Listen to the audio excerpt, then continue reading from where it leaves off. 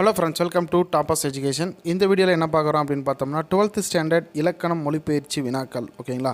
So இலக்கணத்திலிருந்து வரக்கூடிய வினாக்களுக்கு எப்படி அட்டன் பண்ணணும், எந்த மாதிரியான வினாக்கள் வருவதற்கான வாய்ப்புகள் இருக்குது அப்படிங்கிறத இந்த வீடியோவில் பார்த்துடலாம். ஸோ இது வரைக்கும் நீங்கள் நம்மளுடைய டெலகிராம் குரூப்பில் ஜாயின் பண்ணல அப்படின்னா ப்ளே ஸ்டோரில் போய்ட்டு டெலகிராம் மொபைல் அப்ளிகேஷனை டவுன்லோட் பண்ணி இன்ஸ்டால் பண்ணிவிட்டு அதுக்கப்புறம் ஓப்பன் கொடுங்க. ஓப்பன் கொடுத்துனா உங்களோட மொபைல் நம்பர் ரெஜிஸ்ட்ரேஷன் ஓடிபி எல்லாம் அந்த ப்ராசஸ்லாம் முடிச்சுட்டு ஓப்பன் பண்ணிங்கன்னா இப்படி தான் இருக்கும். அதில் மேலே சர்ச் ஐக்கானில் 5 minute மேக்ஸ் அப்படின்னு லெட்டராக டைப் பண்ணுங்கள்.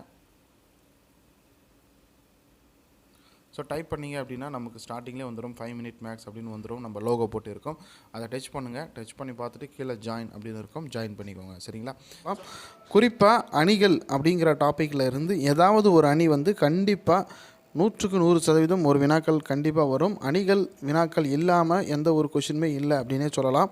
ஸோ இந்த கொஷின் பேப்பருக்கான இந்த இம்பார்ட்டன்ட் ஸ்டடி மெட்டீரியலுக்கான லிங்க் டிஸ்கிரிப்ஷனில் கொடுக்குறேன், பொறுமையாக செக் பண்ணி பார்த்துக்கோங்க. சரிங்களா? ஸோ என்னென்ன அணிகள் இருக்குது அப்படிங்கிற டாபிக் பார்த்தலாம்.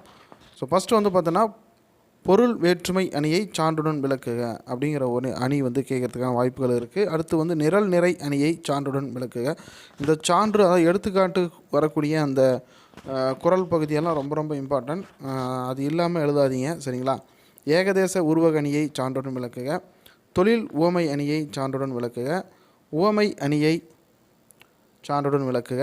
சான்றுடன் விளக்குக அல்லது எடுத்துக்காட்டுடன் விளக்கு எப்படினாலும் கேட்கலாம். சரிங்களா? அடுத்து 6வது பார்த்திங்கன்னா எடுத்துக்காட்டு உவமை அணியை சான்றுடன் விளக்குக.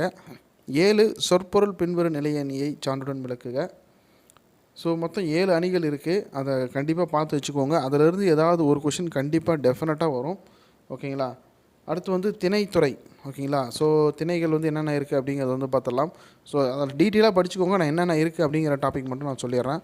வாகை திணை, பாடான் திணை, நெய்தல் திணை,